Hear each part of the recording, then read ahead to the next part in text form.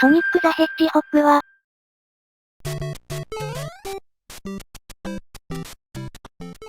マリオがいなければ生まれなかった。今回は、ソニックと任天堂の知られざる因縁についてご紹介したいと思います。ソニックは、セガの看板キャラクター。任天堂のキャラじゃないから、一見何の関係もなさそうだけど、実はめちゃくちゃ深い関わりがあるんだぜ。それどころか、任天堂がなかったら、なんとソニックは生まれなかったかもしれないのです。またそれ以外にも、ソニックは、任天堂のキャラとよくコラボしています。有名どころだと、やっぱマリオ&ソニックの、オリンピックゲームだな。他にも、実はめちゃくちゃクオリティが高いコラボゲームもあるんだぜ。この動画では、ソニックと任天堂の因縁に加えて、そういったコラボゲームについても紹介していこうと思っています。ぜひ最後まで楽しんでいってほしいぜ。それでは、早速スタートです。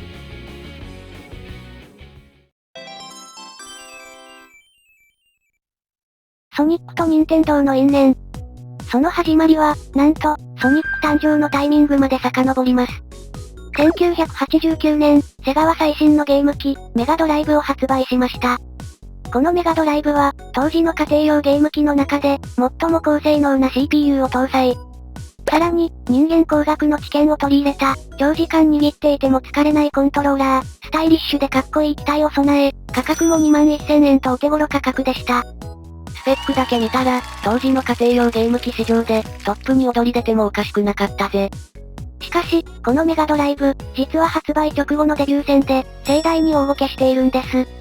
その理由は非常にシンプルで、ソフトがあまりに少なかったから。当時セガは、ゲーム業界の王者、任天堂に勝とうと躍起になっていました。そして、任天堂が最新ゲーム機、スーパーファミコンを発売すると知ったセガは、それより先にメガドライブを発売しようとします。開発陣の頑張りによって、なんとかゲーム機自体は、スーパーファミコンより先に発売することができました。ところが、ソフトの方は間に合わなかったのです。結果的に、メガドライブの発売と同時に出せたソフトは、なんと2本だけ。しかも、どちらもシューティングゲームでした。まさかのジャンルかぶり。その後、後追いでアクションゲームなども発売しましたが、どれもキラータイトルにはならず。ちなみにキラータイトルっていうのは、そのソフトを目当てにゲーム機を買うくらい、魅力的なゲームソフトのことだぜ。例えば最近だと、ブレワイやマリオカート8、スマブラスペシャルなんかは、スイッチのキラータイトルと呼べると思うぜ。このように、メガドライブのデビュー戦は、いまいち盛り上がらないものになってしまいます。そしてそうこうしているうちに、任天堂が、スーパーファミコンの発売を正式に発表。世間の注目は、完全に任天堂に傾いてしまいます。流れが悪すぎる。頑張れメガドライブくん。もちろん、セガもメガドライブも、まだまだ諦めません。スタートダッシュこそうまく切れませんでしたが、徐々に、メガドライブ向けのソフトが充実してきます。例えば、セガの大人気 RPG である、ファンタシースター。シューティングゲームの、サンダーフォース。アクションゲームの大魔界村など、メガドライブでも、ようやくヒット作が出てきました。ところがそれに対し、任天堂は、ファミコンでドラクエ4、ファイアーエムブレム、FF3。その後発売されたスーパーファミコンからは、スーパーマリオワールド、F0、グラディウス3と、モンスター級のタイトルを次々と投入します。こんなラインナップ出されたら、誰も太刀打ちできないよ。セガとメガドライブの健闘も虚しく、任天堂の地位は、ますます盤石のものとなっていきました。このままでは、任天堂の牙城を崩すことはできない。そこでセガは、起死回生の一手として、ある作戦を実行することにします。その名も、全米大ヒット作戦。1990年、セガで、ある一大プロジェクトが発足しました。任天堂の強さの秘訣は、看板キャラのマリオがいることだ。セガでも、マリオのような看板キャラクターを作って、ゲームと一緒に売り出そう。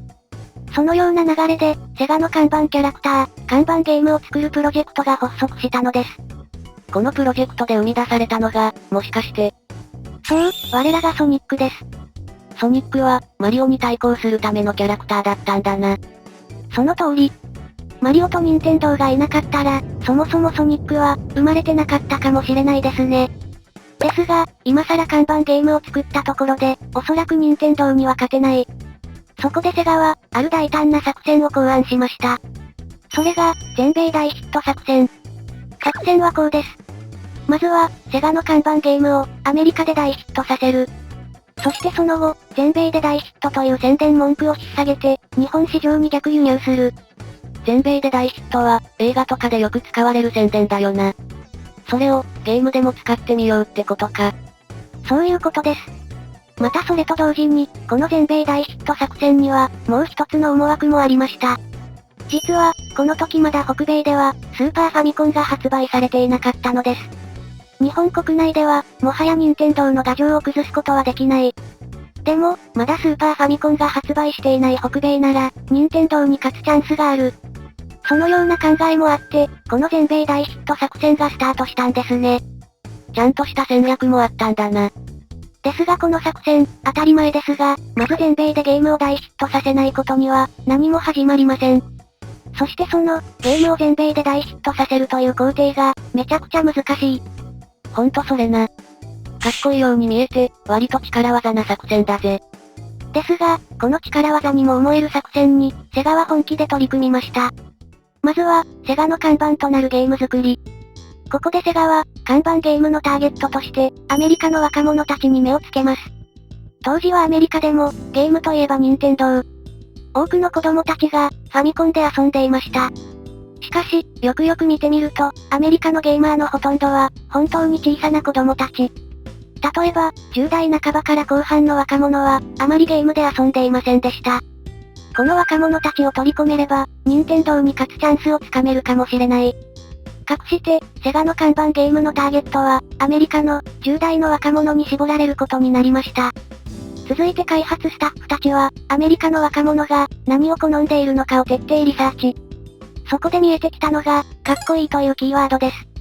当時のアメリカでは、例えば西部劇のヒーローのような、アウトローでかっこいいキャラクターが人気を博していました。そこで考えられたのが、スピーディーでかっこいいゲーム。メガドライブの高い性能を活かした、超速いアクションゲームを作ることで、アメリカの若者たちに、かっこいいと思ってもらおうとしたのです。メガドライブの性能も活かせるし、これはいいコンセプトだな。こうして、ゲームのコンセプトは決まりました。次はいよいよ、セガの看板となるキャラクター作りです。まず、開発チームがこだわったのは、敵への攻撃方法。今回作るのは、スピードを楽しむゲームなので、敵を倒すためにいちいち立ち止まるわけにはいかない。そこで生み出されたのが、丸まって敵に体当たりする、という戦い方です。このやり方なら、全速力で走りながらでも、敵を攻撃して倒すことができます。まさに、初期のソニックの戦い方だな。このゲーム性に、こんな裏話があったのか。攻撃方法が決まると、今度は、丸まって敵を倒すことができるキャラクター、を考えなければなりません。その候補として上がってきたのが、硬い体を持ち、丸まることができるアルマジロ。そして、背中に鋭いトゲを持った、ハリネズミです。どちらも、丸まって体当たりされたら痛そうですよね。おお、どんどんソニックに近づいてきた。またこれら2つの動物に加え、ウサギやオオカミ、鳥なども候補に加えられ、色々なキャラクターが作られました。ちなみにその中には、どこかで見たことがあるキャラクターの姿も。これは、モロエッグマンじゃないか。このキャラクターは、ヒゲオヤジという名前で、後にソニックの宿敵、ドクターエッグマンとして登場することになりますね。その後開発チームは、この中のどのキャラクターを採用するかを決めるべく、アメリカに渡ります。そして、各キャラクターが書かれたプラカードを持って、公園でアンケートを取りました。その結果選ばれたのが、こちらのハリネズミのキャラクター。そして選ばれたキャラクターは、セガのロゴと同じ青い体と、当時大人気だったマイケル・ジャクソンのブーツを与えられ、ついに、セガの看板キャラクター、ソニック・ザ・ヘッジホッグが誕生したのです。きたー、ソニックだー。そしてここから、セガとソニックによる、逆転劇が始まります。1991年、6月23日。北米市場で、セガ渾身の作品、ソニック・ザ・ヘッジホッグが発売されました。ゲーム性、デザイン、世界観の全てをアメリカ寄りにした今作は、見事、アメリカの若者たちのハートをゲット。ソニックは、これまでの比じゃないくらいの、大ヒットを記録します。そしてその結果、メガドライブの売り上げも激増。その後、北米に参入してきたスーパーファミコンと、互角の戦いを繰り広げました。これは熱すぎるライバル対決だぜ。そして、その年の12月。ついに、運命の日がやってきました。12月はクリスマスがあるため、ゲーム業界で最も売り上げが見込める月です。そのため、他の月以上に、各社のシェア争いが激化する傾向にあります。この12月の戦いは、クリスマス商戦とも呼ばれているぜ。そしてこのクリスマス商戦で、ついに、ソニックとメガドライブのタッグが、マリオとスーパーファミコンに勝利したのです。うわー、やったー。任天堂に勝つというセガの悲願が、ようやく現実のものとなったんですね。任天堂に勝つなんて。すごすぎるぜ。セガが練りに練った北米対策が、見事成果を上げたのです。ところが、この、クリスマス商戦での勝利からほどなくして、セガの前に再び、大きな壁が立ち塞がることになります。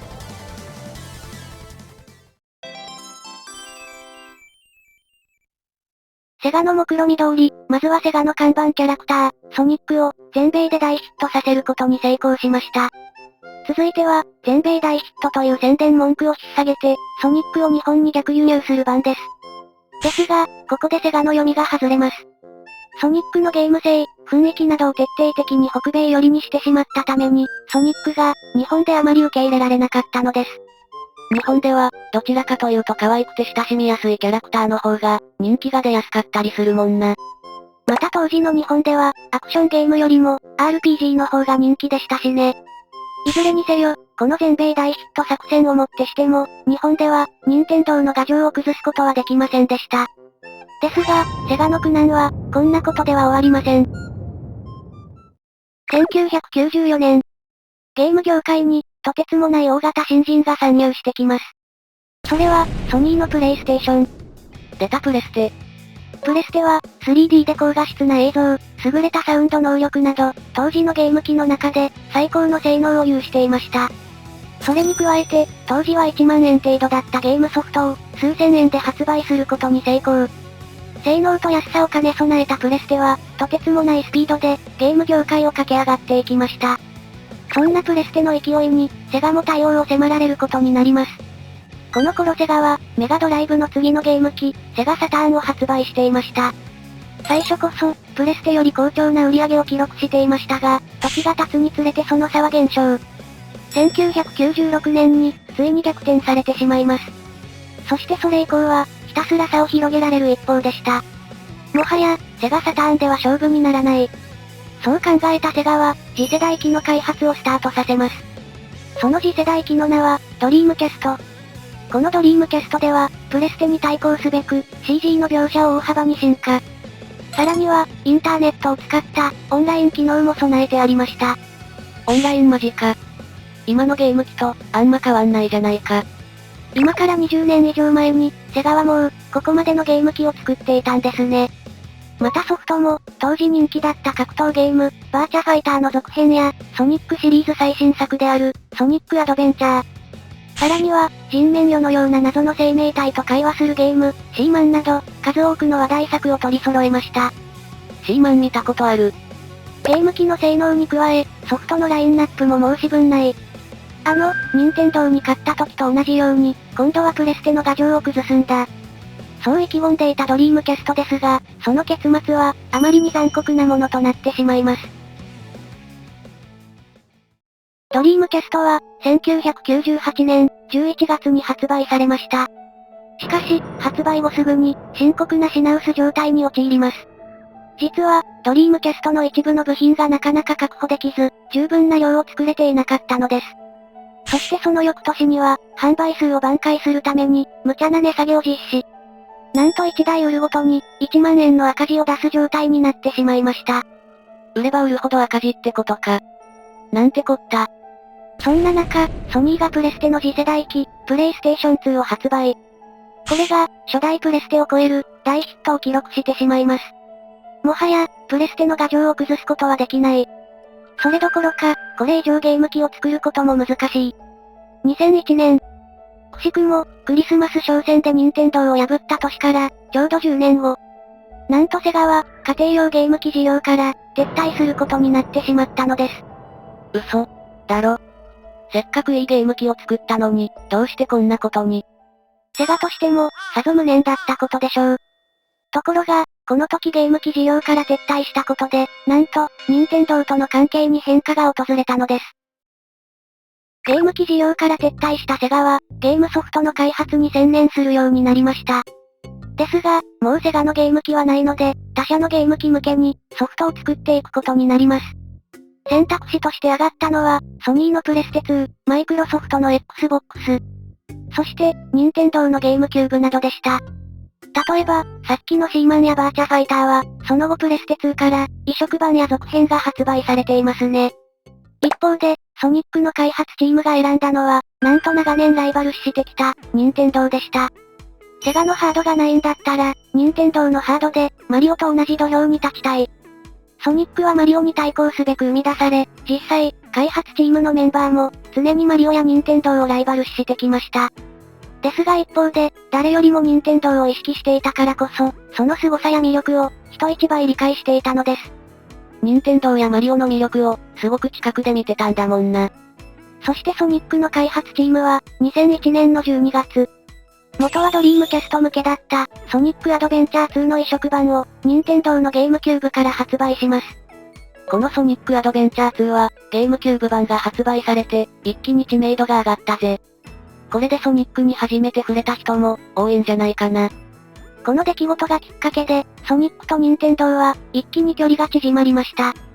その後セガは、ソニックの新作を出す際、色々なゲーム機で発売するようになりますが、その中のほとんどの作品が、任天堂のゲーム機からも発売されています。特に、2010年のソニックカラーズ、2013年のソニックロストワールドって作品は、任天堂のゲーム機のみで展開されたぜ。また、ただ任天堂のゲーム機から出る、というだけにとどまらず、ソニックと任天堂のキャラクターの、コラボも増えていきます。例えば、ソニックロストワールドという作品には、任天堂作品とのコラボステージが登場しました。登場したコラボステージは、2つ。まず1つ目は、ヨッシーアイランドとのコラボステージです。ここでは、ヨッシーアイランド風のステージを、ソニックで攻略していきます。ヨッシーの卵を連れて歩くこともできるぜ。そしてクリアすると、ヨッシーが卵から帰って、一緒に喜んでくれるのです。かわいいかよ。そして、もう一つのステージ。こちらはなんと、ゼルダの伝説とのコラボステージです。ソニックがリンクの格好になり、ハイラルを冒険します。リンクの服着てるの可愛すぎる。また、ステージ中にはルピーが落ちてたり、出てくる敵や、BGM も完全にゼルダ。あまりの完成度の高さに、初めて遊んだ時は度肝を抜かれましたね。これはテンション爆上がりだな。宝箱を開けるシーンも、しっかり再現されています。ごまだれー。ソニックと任天堂、めちゃくちゃ仲良くなったな。こんなコラボまでするなんて。最初争ってた時とは、大違いですよね。また、ソニックと任天堂のコラボを語る上では、絶対に外せないゲームシリーズがあります。あのシリーズだな。4年に一度の、スポーツの祭典。セガの看板キャラクター、ソニックと、任天堂の看板キャラクター、マリオが、まさかのコラボを果たした作品。マリオ&ソニックの、オリンピックゲームシリーズです。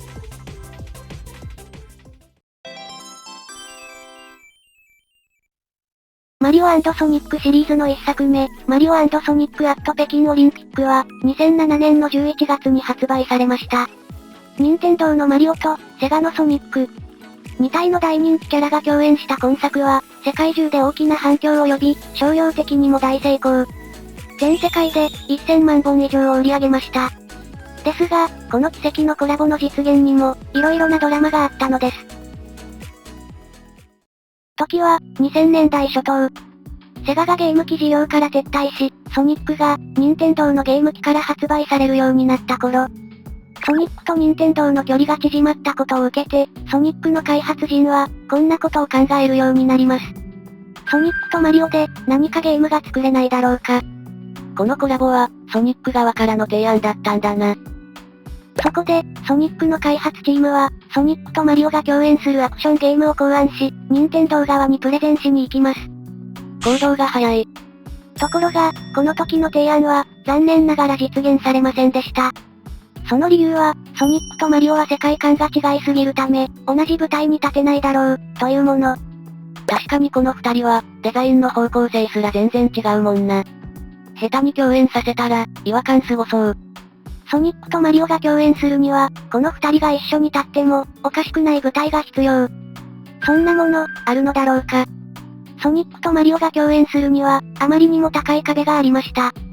ところが、ある出来事がきっかけで、事態は急展開を迎えます。実はこの頃、セガが、オリンピックゲームのライセンスを取得したのです。そしてそのことを受けて、セガで、オリンピックを題材としたスポーツゲームの開発がスタート。するとその開発中、どこからともなく、こんな考えが浮かんできました。オリンピックという舞台であれば、ソニックとマリオが共演できるのでは。そこでセガは、今度はソニックとマリオが共演する、オリンピックゲームの企画書を作成。再び、任天堂側にプレゼンしに行きました。すると今度は、実際に、マリオとソニックがオリンピックをやっている姿を見て、判断したい、という回答をもらいます。前回よりかなり前向き。これは、いけるかもしれない。セガはすぐに、実際に動くデモゲームを作成し、再び任天堂側に提案。その結果ついに、任天堂からも号が出たのです。うおー、やったぜ。こうして、マリオとソニックが共演する、夢のゲームの開発がスタートすることになりました。オリンピックという舞台があったからこそ、このコラボレーションが実現したんだな。いろんな状況が重なったからこそ、実現できたコラボだったんですね。かくして、見事企画がスタートしたマリオ&ソニックですが、その開発も苦難の連続。例えば、オリンピックのメイン競技である、水泳。ここを作ろうとした時に、ソニックは泳げない、という設定が立ちふさがります。そうだ、ソニックは金槌だった。そのため最初は、ソニックは水泳競技に参加できない、ということになっていたそうです。ですが、ソニック側の主役が、オリンピックの花形である、水泳に参加しないわけにはいかない。そこで調整の末、ソニックはライフジャケットを着用して、走るように泳ぐことになりました。なんか犬かきみたいだな。ソニック頑張って。他にも、例えばクッパが走り高跳びをしようとすると、甲羅が邪魔で飛べません。そこで、クッパが走り高跳びをする際は、他のキャラと違う飛び方をするようになります。他のキャラが背中を下に向けて飛ぶのに対し、クッパはお腹を下にして飛ぶようにしたんですね。このように、各キャラの設定や体格を鑑みて、動きのモーションを一つ一つ作り上げる、という作業が続いていきます。考えただけで、気が遠くなりそうだぜ。ただオリンピック競技をやらせたいだけなのに、あまりにみんな制約が多い。この開発の中で、スタッフたちはこんなことを思ったそうです。このキャラクターたちは、そもそもスポーツに向いてない。それは草。ですが、この気の遠くなるような調整作業も、次第に終わりが近づいてきます。そして、2007年11月。ついに、マリオとソニックがコラボした夢の作品、マリオ&ソニックアット北京オリンピックが発売されるのです。いやっほー、ついに発売だぜ。そして、この作品の売り上げが好調だったことで、マリオ&ソニックはシリーズ化。これまでに、計6つのオリンピックでゲーム化されました。しかし残念ながら、2020年の東京オリンピックを最後に、シリーズは終了。このマリオ&ソニックは、もはやオリンピックの恒例になっていたため、悲しみに暮れたゲーマーも多いのではないでしょうか。あのお祭りゲームがもう遊べないのは、残念でならないぜ。ですが、オリンピック自体はこれからも続くでしょうから、いつか、マリオ&ソニックが復活してくれる可能性はあると信じています。その希望は、持ち続けたいところだな。ちなみに、このマリオ&ソニックの話は、以前こちらの動画でもっと詳しく解説しています。概要欄にリンクを貼っておくので、ぜひこの動画の後に見てみてくださいね。このように、マリオとソニックの、夢のコラボゲームは終了してしまいましたが、それでもソニックと任天堂は、今も強いつながりで結ばれています。未だにソニックのゲームは、任天堂のゲーム機で出続けてるし、今度出るスイッチ2でも、すでにソニックシャドウジェネレーションズが出るって発表されてるぜ。そしていつか、またソニックと任天堂のコラボゲームを遊びたいですね。コラボゲームには、普段じゃ絶対味わえない特別感があるもんな。あのワクワクをまた味わいたい。ソニックと任天堂の、夢のコラボ。その日がまた訪れるのを、楽しみに待ちましょう。